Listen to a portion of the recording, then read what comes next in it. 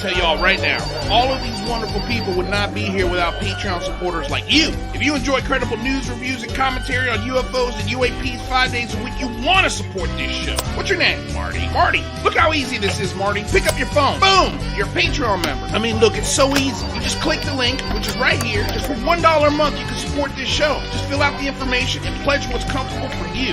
It could be $1, $5, $10, or who knows. Just support.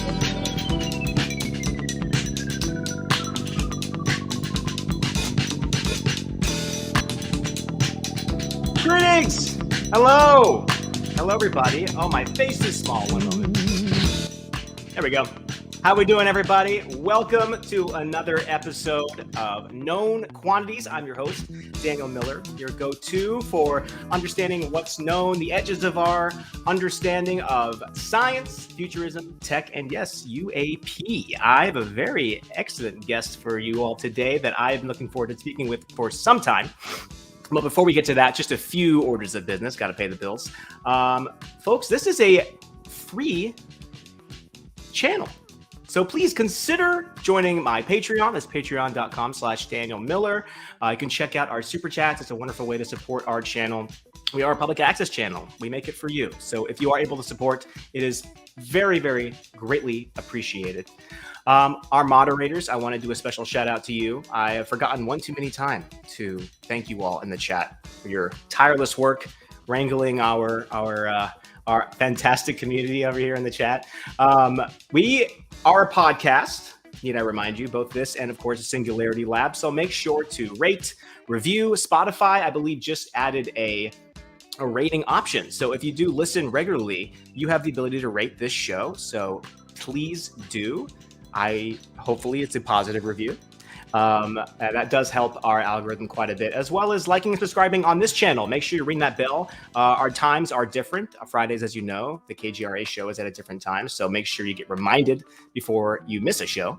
And finally, DOS Tapes, thank you so much for this music. Their information and Bandcamp link is in the description below. I believe that about covers it. Hope you all had a happy new year. I know I did. Very restful, relaxing. Lou really held down the fort and did a little best 10 episodes of UCR. That was fantastic. But folks, without any further ado, I'm going to bring on someone I've been very excited to speak with. John Greenewald Jr.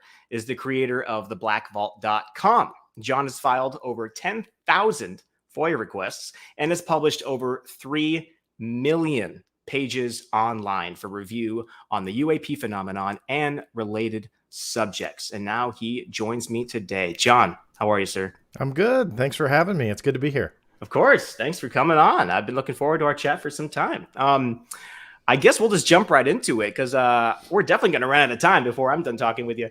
I would love for you to just briefly go over the recent appeal victory you had because not that it flew under the radar per se, but I think it's something worth highlighting and going over because, you know, who knows what it'll yield, but I think it could be potentially very much a big deal. I appreciate that. Yeah. And I know, I'll say it up front, after doing this for 25 years, sometimes the minor details of how things work sometimes are not the most exciting. And I didn't expect a whole lot of spotlight on this, but it is one of those rarities that got me excited. And in short, for those who watch the articles that I publish, I had published something a couple months ago in November about how the Department of Defense and then the Department of the Navy had denied all UAP and UFO cases that went over to the UAP task force. That is how the original case was filed. It goes back to, off the top of my head, I forget exactly what month, but I believe it was the beginning of 2020. And it was playing into the fact that even before like this task force was announced that they were kind of looking into these things. And so I had picked up on the spokesperson's statement, filed a case and said, okay, I know the Navy's given them cases because we know of at least a couple. We've talked about them since December of 2017 and March of 2018. So we knew of a couple. So I filed the case. And fast forward to November of 2021, and they denied everything. They said 100% of all UFO UAP cases were classified for national security reasons.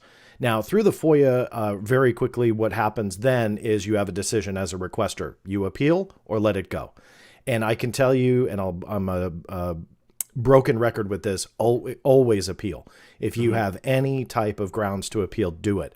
So I created a appeal case and put my fight against that decision and said, okay, here is why I do not believe you should classify all of it. Here's why I believe it wouldn't be.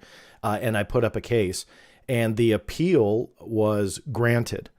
And what that means, because I have seen some like, well, who cares about that? They're just going to deny it again.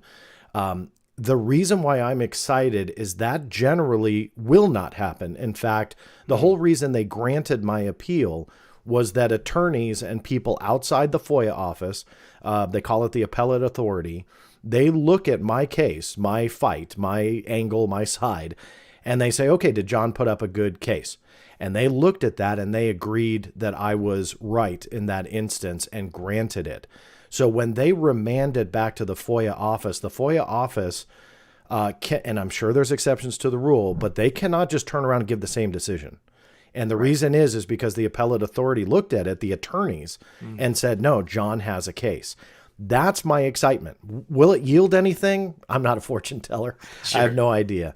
But that's kind of the root of the excitement, is because they can't go back to the FOIA office and have them make the same decision. And the reason is if the lawyers agreed with the original decision and not me, they would deny the appeal. And I can tell you, I don't have a stat, but I can safely say more than half the time that I file appeals, I will lose. But that's just the name of the game. So the fact that it was granted, they saw my side and they agreed, to me, that's a huge win in itself. Absolutely. I mean, honestly, a little less than half is a pretty good statistic, I'd say, for appeals, for winning appeals. Wow, I never knew that is how the appeals were sorted out. That's really great. That's really interesting. Wow. Yeah, and the reason why they can't use the same decision is you end up in a loop, right. Meaning like if they remanded it back and then they said, nope, sorry, John, 100% national security reasons, then I file the same appeal. What's the appellate authority going to do? Go, we don't agree with you this time. Right. And it doesn't work like that. So that's why now, authority. Yeah. So now they're going to have to figure out either a different way to deny it, which in my opinion, they won't be able to do. So hopefully we'll get something. I don't believe we'll get everything, but we'll hopefully get something. Wow. That is fantastic. Because I remember when you published first the response to your FOIA request saying how all cases would be classified. I remember being not surprised, but disappointed, because that certainly seemed like it would be setting a precedent for not much transparency going forth in any kind of further information. And then we're completely only reliant on whatever these congressional unclassified reports that the Congress mandates once per year, whatever that may be. Right. And that's a very interesting part of this debate that I think people some people are missing, and that these congressional mandates are not going to trump national security. Right. So as much as some people hate the FOIA and they want to say, oh, well, you're never going to get anything from it, FOIA truly does define what is going to go out into the public realm. And generally, a congressional mandate is not going to trump national security. In fact, I would argue 100% of the time, anything Congress wants will not trump national security. Why? Because there's classified briefing language within those mandates. So to members of Congress, of course, they want to tell their constituents everything there is to know about UAPs.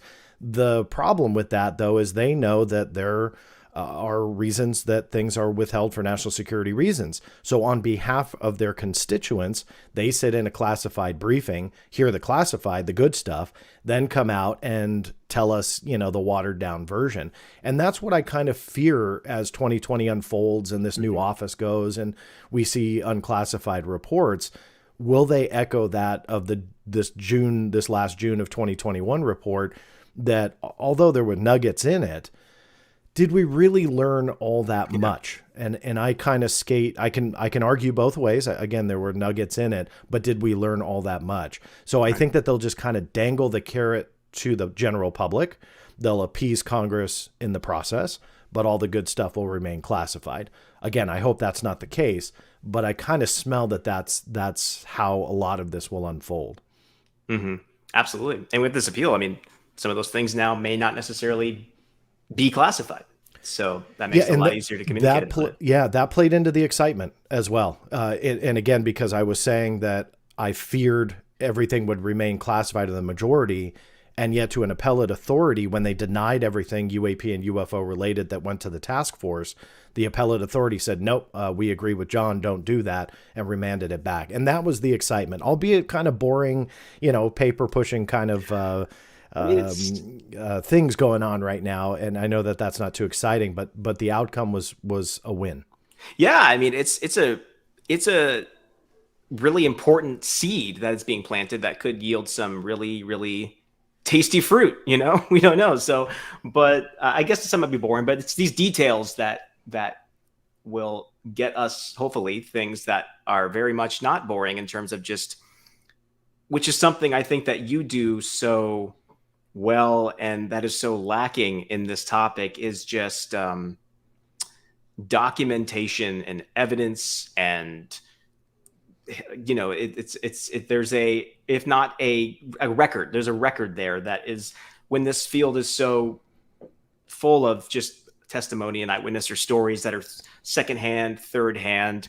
I find I'm always drawn to your things because they have a paper trail. And, there's the military, and the DOD and the government in general has a lot of paperwork involved. Mm-hmm. And that bureaucracy, I'm sure, it can get in the way in a lot of things, but it also does make it so that there is a trail left behind. And this FOIA work you're doing, I think, is one of the most important things that is being done in this topic, and really is moving us forward, because you are creating a foundation that I think everyone else, whether they realize you did it or not, can stand upon. Because I think the biggest block that this topic has had over the last decades and few years since I've been interested in it is that there's just, whenever you talk to someone about it, they're like, well, what can I base any of this off of? Like, what? It's a story. There's nothing I can go off of. And I feel like your work is like the answer. It's like, this is what you can go off of. And it has created a lot of questions in my head that I wish other journalists too would doggedly pursue. But before I get into that, I guess my question then to you is, what, to zoom out a bit, what motivates you to do this? I know you've been doing it since you were very young, and you've talked about it in the past, but do you feel that, I guess, what motivates you to get up every day and file these requests and get information? Why do you personally do it?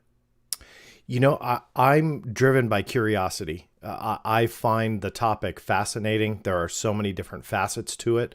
There are so many different stories to pursue. There's so many different paper trails. I'm a sucker for stuff like that when it comes to paper trails. I wish I had a better story, like I had an experience or something like that. I never did. And for me, at the age of 15, at that time, I started with UFOs and stupidly thought that if there was anybody that was going to tell me the truth, it would be the U.S. government. And again, I was young and stupid and didn't realize, learn my lesson quick. But the idea was that in my opinion, the documents don't lie, in the sense that if I tell you what a document says, I will show you that document and prove it. A lot of times, with stories out there in UFO land, you don't get anything to back it up. You hear somebody's story and then that's kind of it. Like you were talking about, it's just a lot of stories. And for me at the age of 15, that's what I wanted, was at least something to fall back on. That if the U.S. government gave me something, that in itself doesn't lie. There's no secret meeting in some parking garage that somebody gave me something, so I'm telling you, oh, I promise it's real. No, there's no secret sources here. There's no anonymous anything. It is something that I can bring to the general public and go, okay, look, here is, in my opinion, proof of the cover-up, and you can get it too, and you teach people how to get it themselves, and it's verifiable. So, of course, the information on a document could absolutely be false and misinformation, if you will. Sure, and then you kind of tackle each document one at a time. But when you see these cases that you don't expect, meaning they're not the swamp gas, this is the planet Venus, or whatever, those silly explanations, but rather when you see documents that go back 20, 30, 40 years, not even all the way back to the 40s, but just through the 1970s even. Right. And it's technology that we cannot explain to this day. And the government is willing to give you those documents and you're able to read them. And it's, again, displaying this technology that fast forward to 2022, we still have no adequate explanation for. To me, that speaks volumes, because you would think that the government would just redact everything and, right, not tell you anything, or what they do tell you is just bunk. But on the contrary, there are there are documents and documentation that proves that there is something to this phenomena that cannot be explained, and even with the passage of decades, still doesn't have an adequate explanation. And to close the thought, when you couple that evidence, those documents that you can read, albeit some are partially redacted, when you are able to read that and really scratch your head about what in the heck this phenomena is, couple that with the information that they deny, the information that they say is top secret and will not give you at all. They won't give you a peek. So if you can read, this information here and it's pretty mind-blowing, right, what the heck is over here that they exactly say, hey, John, we're not going to give that to you. It's fully classified.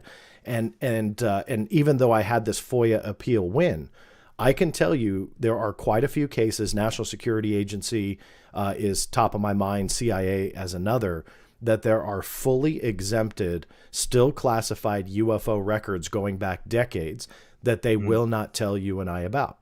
Why is that? So again, you put those two pieces of evidence together, and to me, it speaks volumes. Absolutely. I remember first getting into this topic and thinking, well, I'm pretty sure if the evidence was there, we'd know about it. And so then you start looking and you kind of have a moment, you're like, the evidence is here. It's been here. The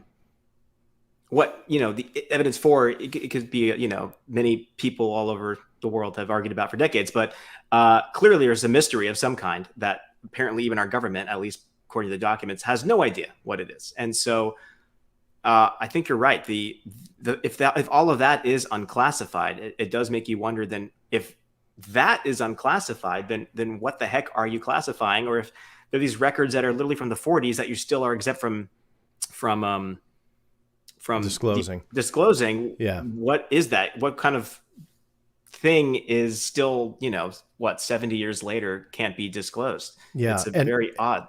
And that is an excellent question, and something that drives my curiosity, simply because there is no answer to it. Because when you go back to the 50s and 60s, I mean, you're talking about 50, 60 plus years ago, and you see that there's classified documents or documents that are redacted or redacted in mass. You look at that and you do ask that question, what is it that they can't tell us about? Because technology from the 50s and 60s, we talk about it now. We go to museums. Right. I mean, heck, we can touch a lot of that technology now. So is it classified technology still after 50, 60 years? To me, that's hard to believe, just simply because history doesn't back that up. We're 30, 40 years-ish behind hearing some of our most classified programs, rough estimate, obviously, but that's kind of a rough formula that the general public's 3-4 decades behind hearing about what they have. So when you start getting to 5 or 6 decades, then what is that? I mean, is it truly classified tech? And one of my favorite things that the CIA did, which is laughable, was blame classified tech for the 1950s wave of UFO sightings. We all know that there was a lot of them. A lot of them were in the Project Blue Book files and obviously declassified. We can read them all. But there was a huge wave in the 1950s. And the CIA tried to tweet out a kind of snarky, hey, remember those, I'm paraphrasing, but remember those UFOs in the 1950s? That was us. And they tried to blame the U-2. And Right. when you look at the reality behind what the U-2 was and what it is and where it flew and when it flew, And what it can do. you know that it didn't fly until 1955. So you automatically chop the decade in half. And what they're trying to say was throughout the entire decade was something that didn't even get off the ground until 55. Then on top of that, there were so many sightings of it, the flights didn't match up.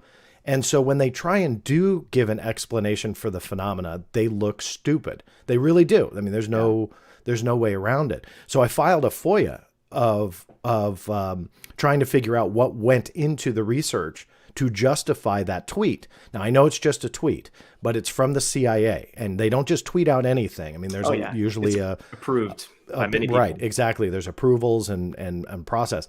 To my surprise, the paper trail was simply the names were redacted, so I don't know exactly who it was, but somebody obviously emails their boss and they says, hey, what about this? And then the boss goes, yep, looks good.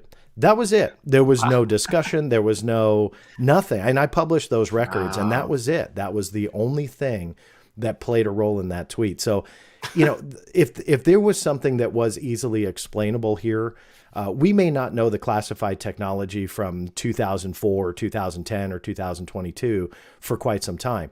But when you talk about 1950s, 1940s, even 1960s, by now we should at least have a hint, and we don't. And we still have massively classified records on UFOs from that era, and no explanation to go along with it.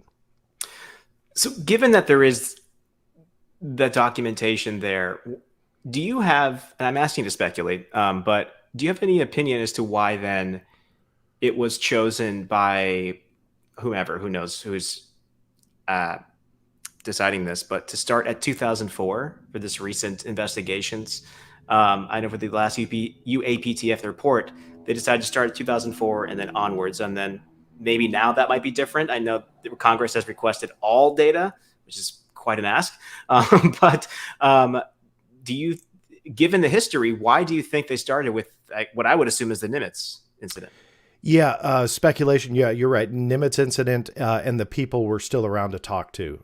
Go prior to that, and you're going back 20, 30, 40 years. Right. A lot of people aren't going to be there, or you're going to just get into those that have come out and talked about the more public UFO incidents, Robert Salas being one. Not that he's bad to talk to, but again, I think that they were probably just trying to keep their investigations tight-lipped.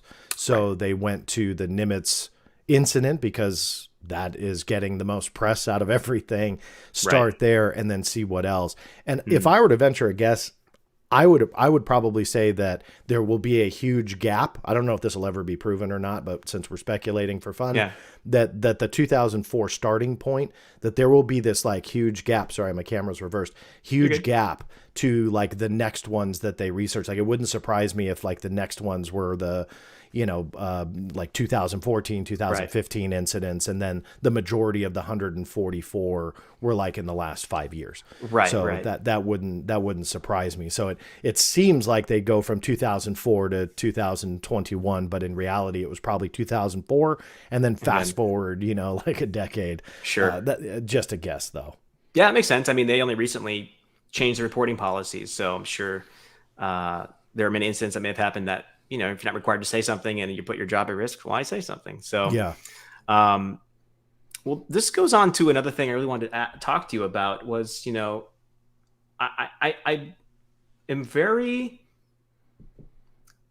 impressed that the FOIA, that the Freedom of Information Act exists because, a lot of other countries don't have the level of transparency, as hard as it is to get information. But this isn't even a thing, right? So, but you mentioned how when you were younger, you were naive, thinking the government would give you the answers. And I feel like I had kind of a little bit of my own experience with that just recently. Was when you showed that NASA had redacted part of a FOIA request of yours that I guess, I'm not sure how you found this out, but then later found out once it was revealed that the part that was redacted, which was explained to you as being for reasons of national security, turns out it was just because it was a portion that showed that NASA was not sharing unclassified information. So it seemed more of a cover your own ass kind of reason than an actual national security. And I realized in that moment, wow, I think I have a bit of a naivete about this, and that who's there to enforce that? And really, is there any consequence? And so it's kind of, I'm curious to hear, as someone who's FOIA'd so much and has so much experience, kind of balancing between trying to find information, but also knowing that at all times, people are in a way resisting giving you as much as possible and using the system to their advantage to make sure they don't look silly, I suppose. Or right. bad. So the document you're referring to, it was a very fun find for me because for quite a long time, quite a few years, this paragraph remained redacted on this document. It was about essentially spy satellite technology, reconnaissance satellite technology, this and that. It was from the National Reconnaissance Office. And I filed a mandatory declassification review to have it overlooked to see in 2021 what can be released. And it revealed that this redacted paragraph that was once redacted for national security showed that they were withholding information and essentially sitting on it because NASA was not sharing all of the data with the general public. And they feared that if that came into the spotlight, that the Freedom of Information Act would be used as a tool to start gaining access to a lot of that data. So of what essentially it was saying was that NASA was covering up data because they didn't want the public to have it. They didn't want to even hint that it was there because it was the FOIA that could potentially bring it out. So it was an interesting find for me. Now, to go to your question on who enforces this, the problem with the FOIA is what truly is the definition of national security. What is a national security risk? Now, we know the obvious ones. You give weapons schematics to a terrorist organization. That's a national security risk. So you have the very obvious ones. But when you get into documentation like this and what could embarrass an agency, at what point do you black that out and redact and go, oh, sorry, national security reasons, when in reality, it's just going to embarrass the agency and that they don't want that out. And the enforcement, in my opinion, would be the appellate authorities. And I like to believe anyway, that not everybody wants to cover up every ounce of information that's there. Even with the FOIA officers, there are some great FOIA offices to work with. There's really some other very crappy FOIA offices to work with. So it depends on the agency and the people. But let's say that you feel that it is being abused and the redactions are not proper. I would hope that the appellate authority would essentially be that check, that safeguard. And if that fails, you go into judicial review and you go into a judge, and then the judge reviews it. So you have a lot of steps that if you feel that you're being taken advantage of as a requester, or if the exemptions are being abused and they're overly redacting, there are a couple safeguards that go beyond that in hopes to get the information that you're looking for. So it's not like if they say, hey, John, you can't have this, then you're done. There still are a couple steps. Right. It just takes a lot of effort. So I believe, I want to believe fully, I don't, but I want to believe fully that that's the checks and balance system when it comes to FOIA. And I do believe that for the most part, a lot of those that work in this arena do want to be transparent as much as they can with the general public, but you do have the shenanigans that I run into on a near daily basis that you just have to fight, and you have to enlist that checks and balances system to come out ahead. Right. I mean, it's easy to forget that it's so easy, I think, for many people to think of the government as this one hulking entity, when really it's just a really, really big corporation, right? Yeah. And I think something that I've loved reading are these emails that you've been able to FOIA. I recently was going over some old things, and you have published the Air Force press officers, I think, trying to deal with the questions that media was throwing at them, and just seeing them in real time, not really knowing what to do and trying to figure it out and email each other and say, hey, do you know how to do this? Because I don't really know the answer to this. Does John know? It's easy to forget that these are human beings who are just doing their jobs and usually trying to do a good job. And I think it's a little easy to assign, perhaps pre-assign ill will to some people. And, I think there is, I guess we could jump into Sue Goff, not recently, but there was this email that I know is also FOIA that where all of a sudden all matters of UAP are now funneled to her because she's out of OSD rather than whether it be the Navy. So if anyone's asking the Navy or the Air Force or anyone about UAPs, now it doesn't go to there. It goes to the Office of Secretary of Defense. So is that, I guess here's my question. As someone who does not have much in the way of history or precedence, is that normal? Or is that a bizarre anomaly? I would claim to have all the experience in the world to give you a definitive answer, but in my limited experience working with Office of Public Affairs, so public affairs offices, for those who don't know, are different than FOIA offices. They have different procedures, manuals, books, rules, employees. They're not the same. Maybe on some of the smaller offices and agencies that you may have an overlap because public affairs may be in the same building, but generally you don't. For me to see when I was trying to get statements from the Defense Intelligence Agency, the U.S. Navy, the Department of Defense / the Pentagon, when I was trying to do that and was succeeding, going back to September of 2019, one of the most viral stories that I ever wrote, got picked up everywhere, was when the U.S. Navy went on the record and they said, we have no idea what the FLIR, the gimbal, and the Go Fast are. And now that doesn't sound like a big deal. But at the time, they had denied that the videos were supposed to be in the public realm, were not commenting on them at all. And nobody had anything official to back it up that they were UAPs or UFOs. So when I wrote that, when I got that, I was floored. When I wrote that, it just went ballistic. It was around that time frame that things started swallowing up into the Pentagon. And that it was Susan Goff who was then going to be kind of taking over. So when I reached out to the Navy, tried to get additional statements, weeks or months later, whenever it was, they wouldn't give them to me. They had to go through the Pentagon. Defense Intelligence Agency, which I got numerous statements from in the beginning of 2019, going back even to 2018, not a problem. They as well, Susan Goff.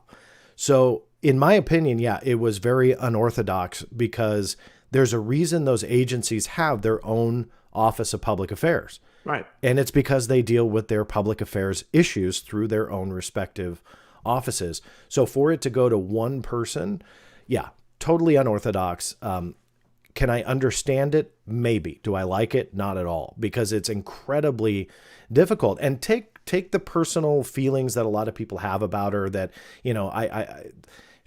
I feel bad in the sense that she's just doing her job like anyone else. And granted, I know that we don't believe everything that she says. I don't support the method or methodology in a lot of ways.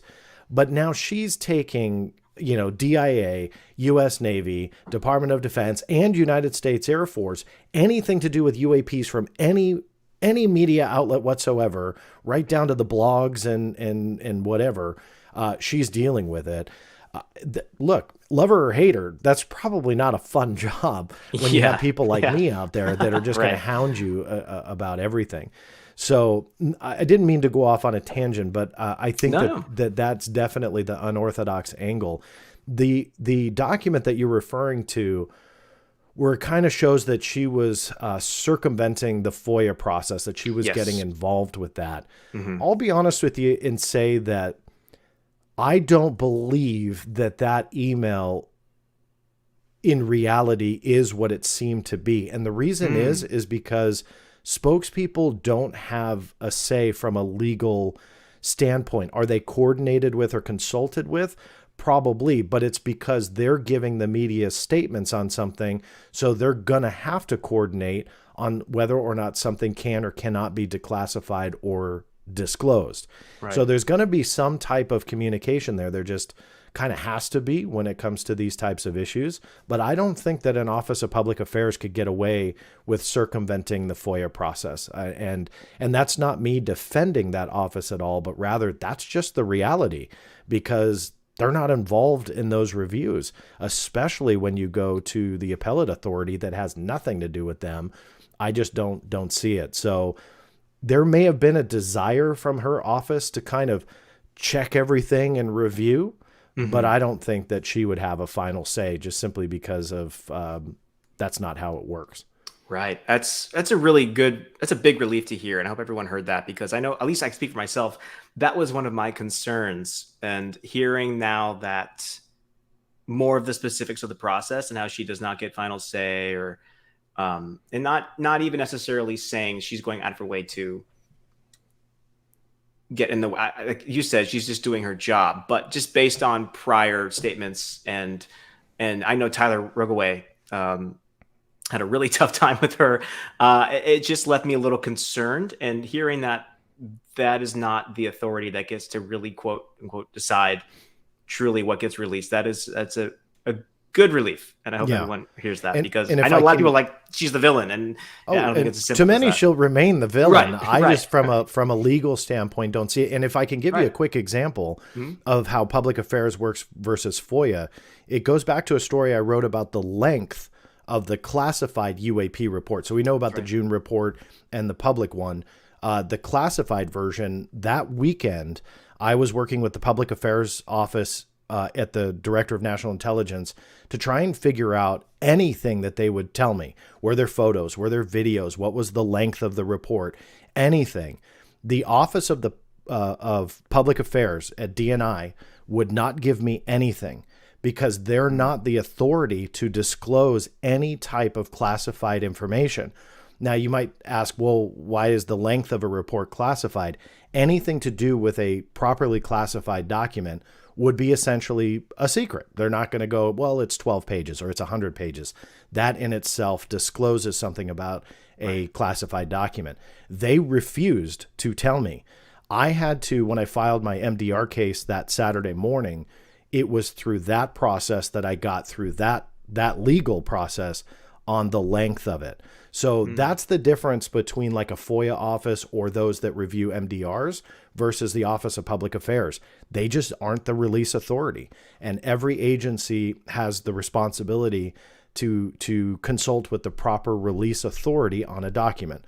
And if, let's say, I request something from the CIA and it's a NSA document, that too plays into the release authority, where they, meaning the CIA, then have to forward it over to the NSA because they're the release authority. So it works like that on multiple levels on how they review information, how they give it out to the public. And if the Office of Public Affairs isn't the release authority, they'll just say, hey, no comment, or we can't answer that, and shut the door. They could have easily called over to that MDR office that was processing my case and asked, but they didn't. They didn't care to, because it's not their purview. So they shut me down, and it was through the legal case that I got the 17-page fact. Wow.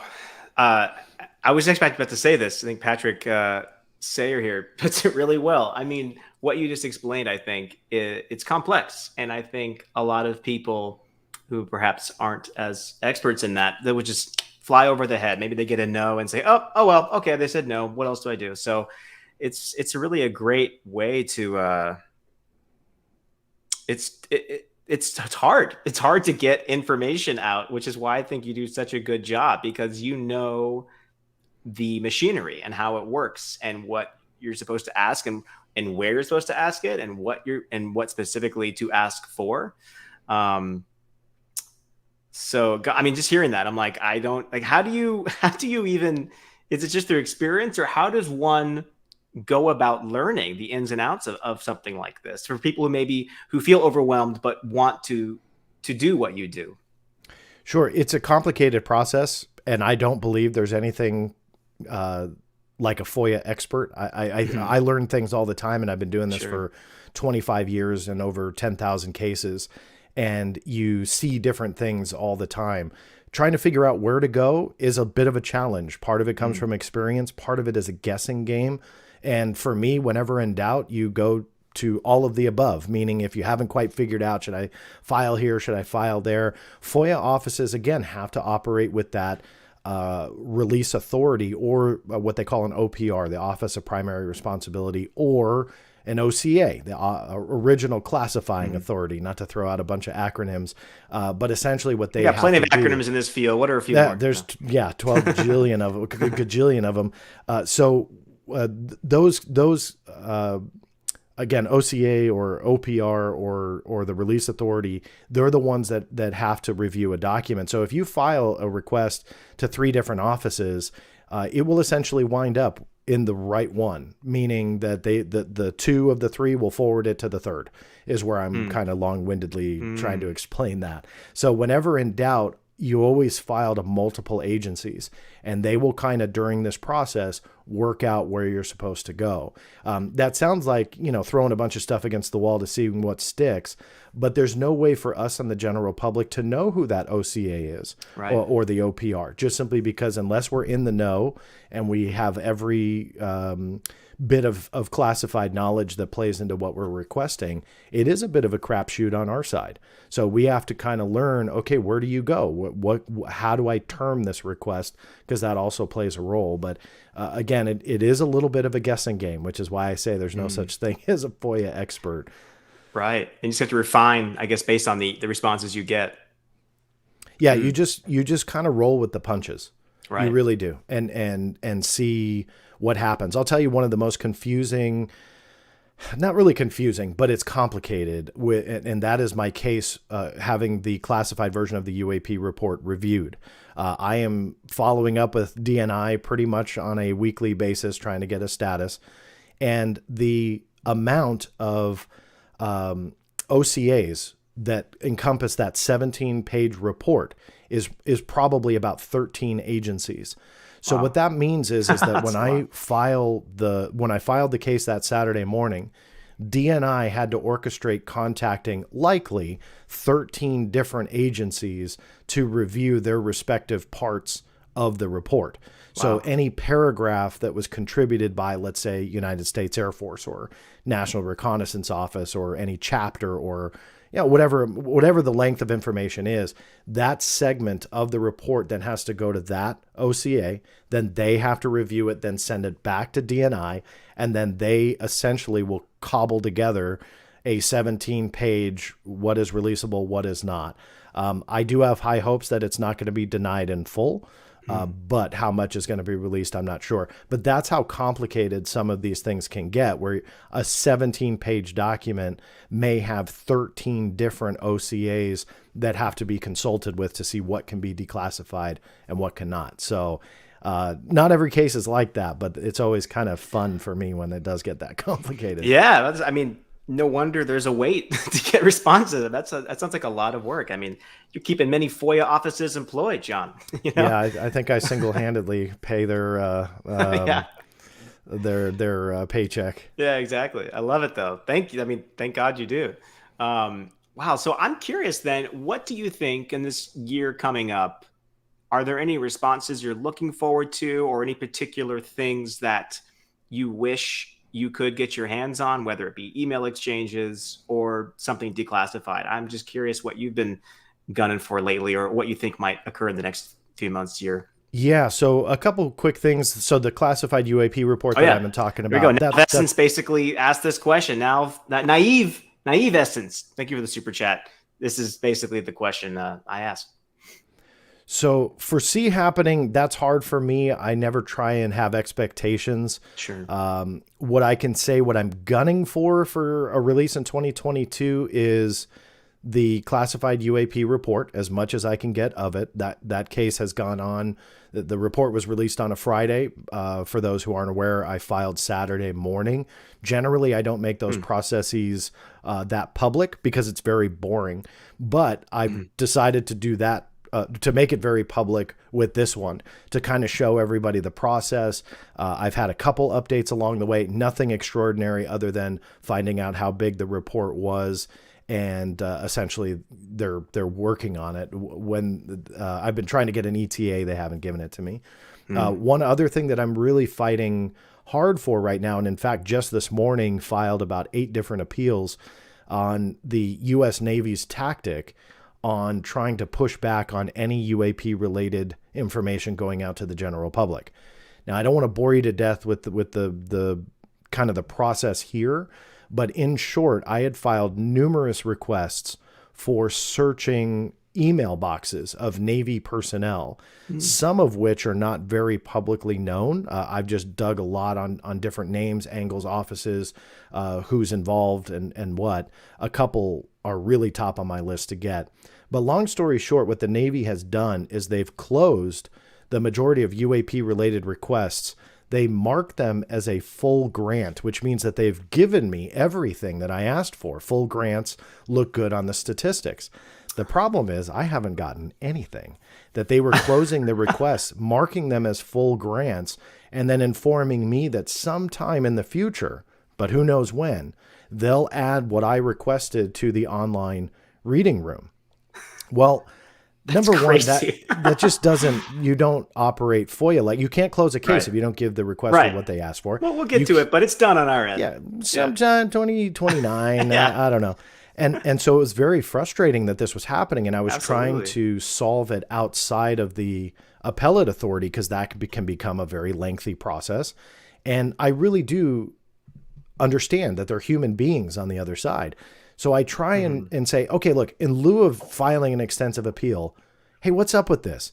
And it was case after case was being closed. And so I appealed a couple of them. This is not the appeal we've talked about. I won that appeal as well on a couple of the big cases. So I went back to the other ones that were closed, and I'm trying to work with the appellate authority on these as well. I filed appeals on all of them and just said, okay, look, it's all the same circumstance. Why are you guys doing this? Yeah. But involved with somebody that would be very much connected to the UAP task force, would be very much connected in probably everything and anything to do with UAPs.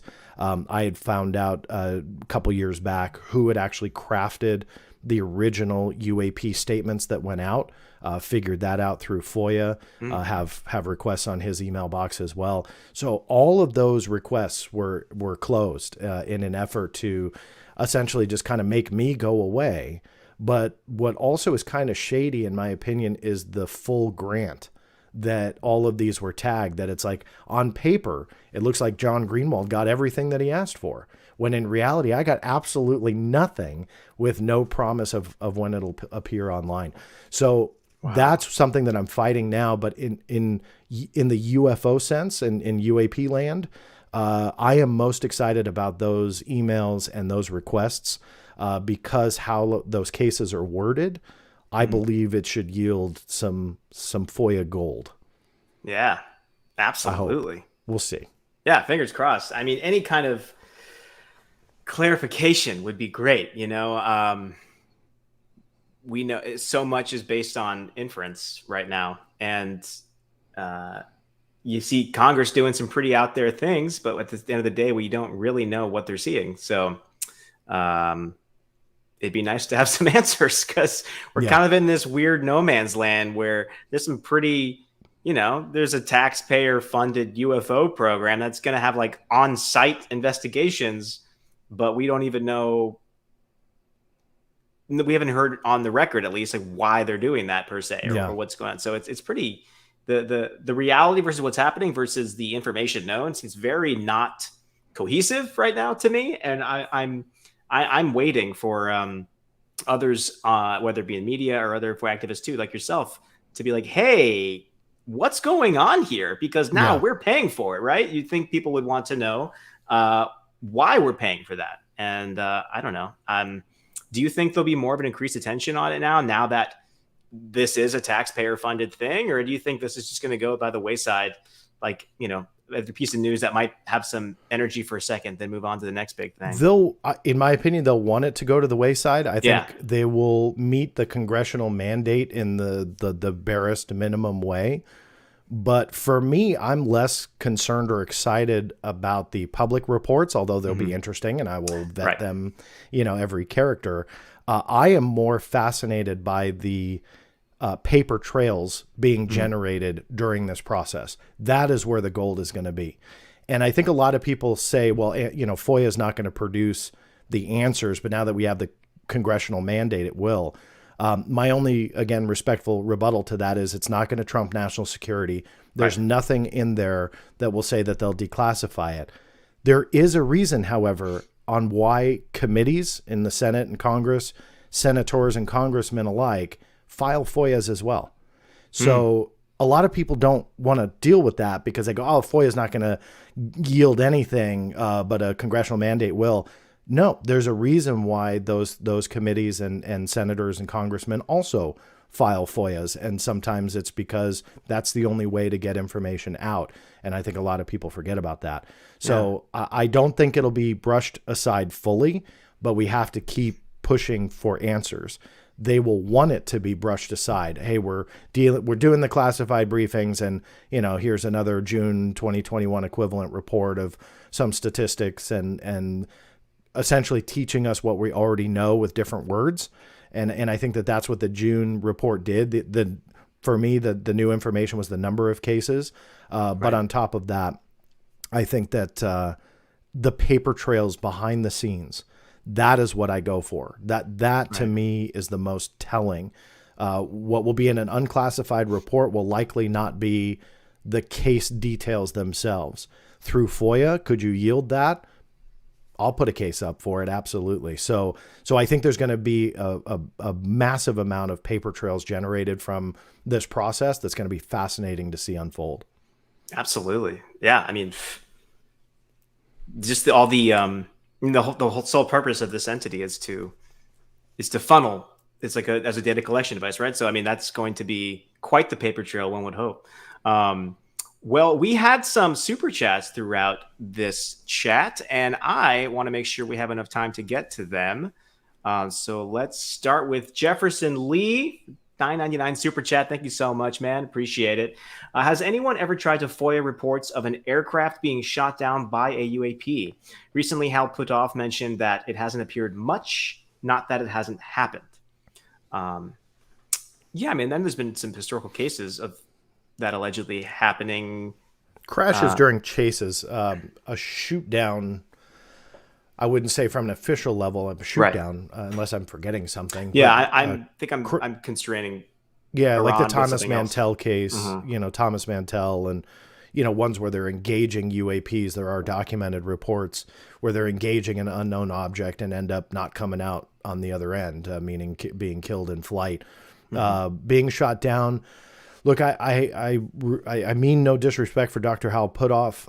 Those types of things when they allude to events happening but no details, for me, it doesn't matter if I believe Dr. Puthoff or not. It's what can I use? What can I track down? And when there's no details on a case, when he says it didn't happen much, if he comes out with something even a year, then that's actionable. But sadly, those types of kind of broad statements and generalization, just from an investigative standpoint, doesn't really help. It's not actionable. And very quickly, the reason is you can't file a FOIA request and go, give me all cases where UAP shot down, a military jet, simply because they likely wouldn't tell you anyway. But because you're talking about acts of war and stuff like that. So absolutely, that would open up Pandora's box. But on top of that, that's just an example of something that's too broad. So they'll reject the case. And it frustrates me too. I know how Puthoff is quite a history. But you think a frustration I see when I see him make comments like that, Hal Puthoff, is that he's a scientist, right? So he should, I don't want to say know better, but I kind of just want to say know better. Like you yourself operate on standards of evidence. And so when you throw in little things like that, I can't help but be like, what are we to do with that? You left it everything to the imagination, but nothing tangible to act upon or work with. So just my own little venting moment where especially when comments like that come out of scientists, I'm like, I just get sad, I guess, because I'm not a big fan of the dangling of carrots, whether it be, it doesn't matter who does it. I'm not a fan of that at all. I mean, we all tease stories, tease shows, but I mean, we follow through, or we should follow through when we tease something like that. And we don't do it for weeks on end. Stuff like that is very, very frustrating. And then on top of that, a lot of people don't understand that if that truly did happen, it would be highly classified. And that in itself would mean that nobody can go around and talk about it. And my quick example, and then I know you've got other questions to deal with. But, this is a good point. my quick example would be, those that were working on stealth technology before the general public knew about stealth technology. They couldn't go out and do interviews and go, I can't give you the details, but we've got stuff that evades radar. You can't do that on talking about classified programs, even if you're talking in a generalized sense. You just don't do it. So the fact that, some of these names that we see a lot in ufology are going out and dropping these little, what some people think are Easter eggs, or breadcrumbs or whatever. I'm sorry. I mean, security clearances are there for a reason. And even though these guys have security clearances, I believe they know better. And I don't think that they're disclosing anything that, in my opinion, is actionable when it comes to that. It's frustrating, but yeah, that's absolutely just what it is. Yeah, well said. Patrick Fogarty asks, John, would you run for public office to get information currently unavailable to you, but would limit your ability to disclose to the public? No, I'm not a politician, so I wouldn't. And on top of that, I'm also not a big fan of doing things to learn information just for myself. I mean, I'm always digging. I've made a lot of contacts in 25 years. There's some amazing people that I've spoken with that are still, active government and military. But I don't take that and tease the general public and go, I've got the knowledge, so trust me, but I can't tell you. Right. I hate that. And so, no, I wouldn't see me doing that. Absolutely. Max Mustard Man, thank you so much for the €5 international. I think that's a euro sign, right? Donation. If you have a question, let me know. I'm happy to ask something. But otherwise, thank you for your support. Much appreciated. Sweet McLeod, hello, sir. Thank you for the $10 super chat. Jazz's great article yesterday made me think, what are the sightings with the best hard evidence other than the Tic Tac? I know little about the Michigan flap or the recordings before Jazz's article. What is your opinion on that front? Yeah, so hard evidence, it depends on your definition of hard evidence. I mean, I'm obviously a document guy. I like to really dig into the government files. If you're talking about the cases outside of government files, there's a couple that do have like physical hard evidence, so to speak, attached to it. Obviously, there's always murky waters when dealing with some of those cases. When you're talking about government cases, there were a lot of nuclear installation sightings through the 1970s that are documented, heavily documented through the Department of Defense files that I got through the Pentagon that have been out now for quite a few years. Well documented that there was something going on in the 1970s that were encroaching these military bases, many with nuclear weapons, either silos or weapons storage yards, Loring Air Force Base being one of them, Wurtsmith Air Force Base. Yeah, it's not just Maelstrom. Not Malmstrom's just the tip of the iceberg. It goes much deeper than that. So you have a lot of documentation to support that something was going on there. I dug up a CIA file where they talked about a fragment. Actually, there's a couple cases where they talk about physical artifacts from a UFO, one of which was taken post Project Blue Book into a CIA scientist, and his advice to the CIA personnel, because again, names are redacted. So sure, if I'm convoluted with the story, it's just simply because that's how the documents read. But the personnel that came in to this obviously higher up or CIA scientist type gave advice on what they should do with the UFO piece, and it was all redacted. So in government files, there are documented incidents where there are physical artifacts, the hard evidence, the hard physical evidence that we could use and utilize and scrutinize, but sadly it's just kind of lost in the abyss of government secrecy. So, right. In a nutshell, you do have quite a few different cases that are documented with hard evidence. The 1976 Iran incident is another one where you have numerous documents supporting that occurred. There was no explanation for it. So there's quite a bit there. Yeah, so good ones. Absolutely. Yeah, the Loring one, The Drive, I think, did a great article on the Loring, I think by Brett Tingley. That's worth the read, guys, if you haven't read it, because that definitely, one of those articles, as you're reading it, you're just going out loud, what? What's happening? I can't believe this is just here. Yeah. All the documented, all the declassified FOIA documents. It's crazy. The Sparky Lady, thank you for the $1.99 super chat. Has John ever gone to court for FOIA purposes? No, I've never had to. So the cases that I really felt there was a strong appeal, for the most part, have won. When you do get into a judicial review, it's very, very difficult. It gets expensive, gets difficult, complicated, and you really got to know that you're going to win, because, if you don't, you're just kind of throwing some money away. Right. And money's kind of hard to come by when it comes to some of these FOIA requests and stuff like that. So no need yet. But I do kind of smell a couple cases that I have going if it does go through the appeal process, because I'm denied and then I'm denied on the appeal. I think a couple of these may be worthwhile going into judicial review. I'm jumping ahead because the appeals either aren't done or we haven't gotten there yet. But if they, meaning the military, when it comes to UAP stuff, continue this denial, this blanket denial, and in essence shrouding all of this in secrecy, and it goes back to the excitement I had with this appeal win last week, where the appellate authority saw that the case that I made was worth granting. So if this continues either still with the U.S. Navy or the Air Force or wherever it might be, fill in the blank, these appeals can be used as evidence to show, hey, look, in this particular instance, appellate authority agreed that not everything should be denied. That's not going to automatically win you a case, but it helps build. Yeah, exactly. And it helps build that case to win in a future judicial review if you need to go do it. Wow. I will await with bated breath on that one. We'll see. Me too. Paranormal Pixie, Lara. I think it's Lara.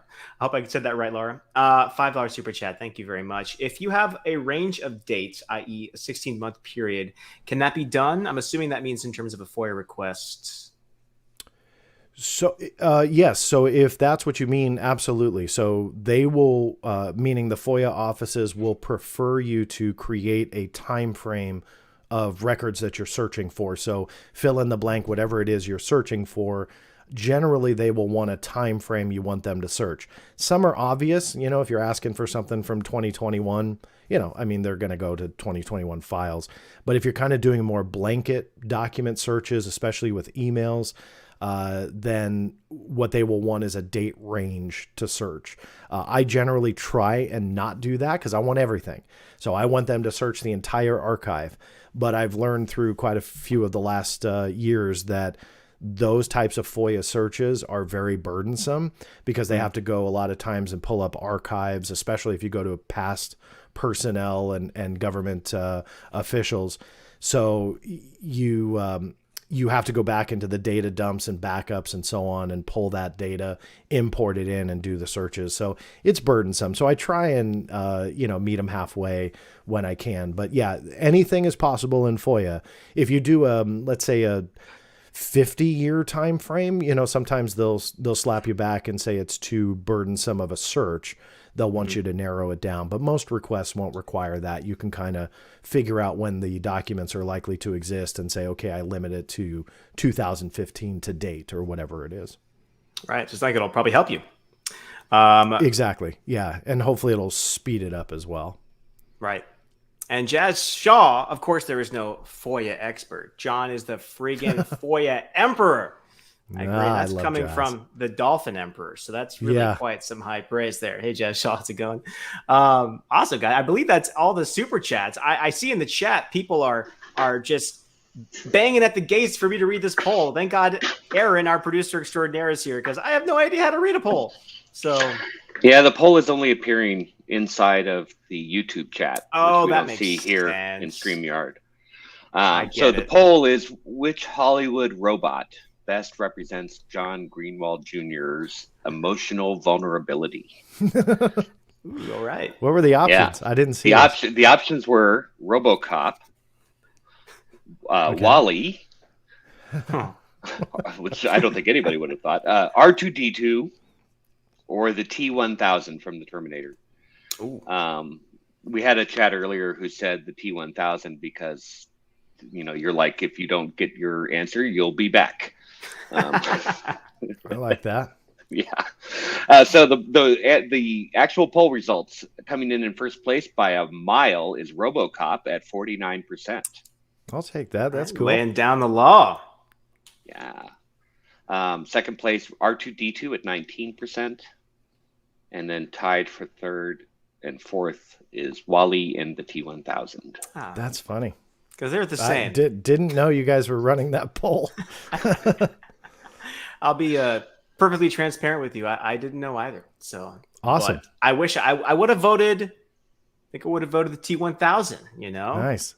Yeah, I did vote RoboCop, but I would change it now. I wish we could change our answers in these polls because after seeing this, I would also go with T1000. That's awesome.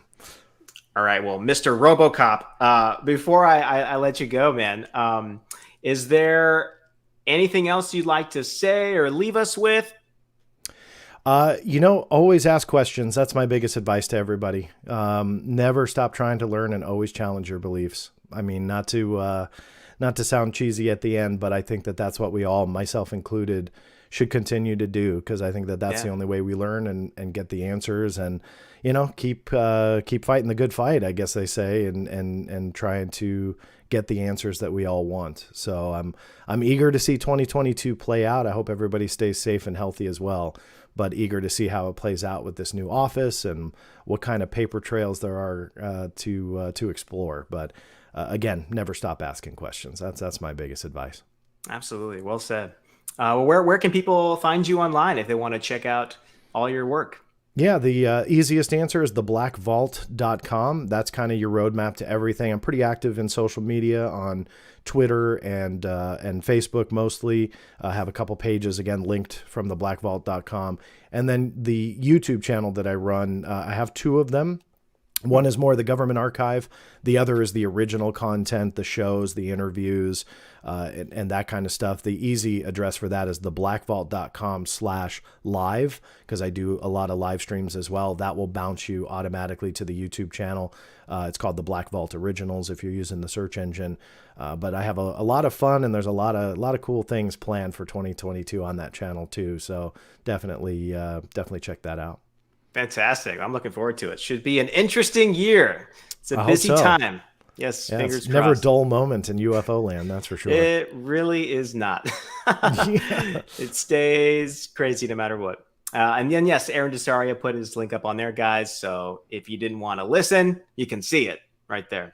Very good. I appreciate that, Aaron. Thank you. Thank you, Mr. Desario. Well, I believe that's all our time. We actually went a little over, John, but I really appreciate you coming on. I'll definitely have to have you back, because I definitely have 80 more things I want to talk about with you. So no problem. We'll definitely have to have you get back on at some point. Yeah, no, anytime. You know where to find me. Awesome, man. Well, fantastic. I think we'll call it there. And I can't get the music going. So Aaron, maybe you can help me. But thank you, John. I'll take off the stream now. I'm just going to say a few closing words, but I'll see you soon. Enjoy. Thanks again. Thank you, man. Have a good one.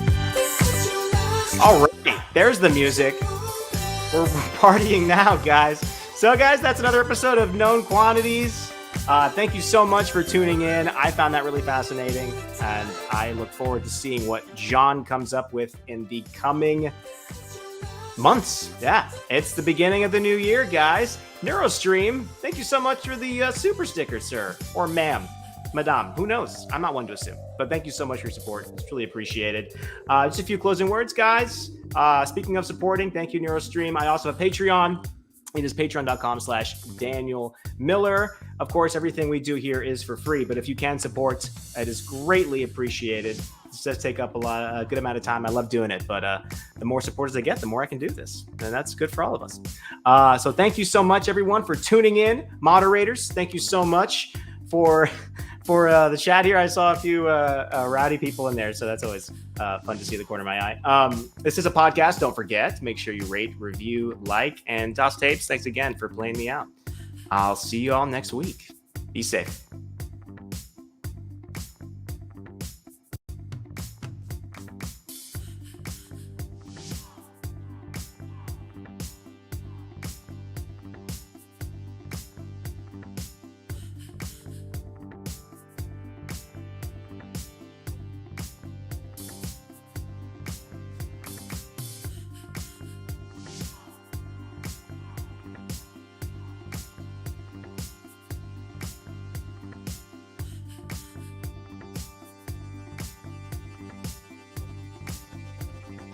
I'm going to tell y'all right now, all of these wonderful people would not be here without Patreon supporters like you. If you enjoy credible news, reviews, and commentary on UFOs and UAPs 5 days a week, you want to support this show. What's your name? Marty. Marty, look how easy this is, Marty. Pick up your phone. Boom! You're a Patreon member. I mean, look, it's so easy. You just click the link, which is right here. Just for $1 a month, you can support this show. Just fill out the information and pledge what's comfortable for you.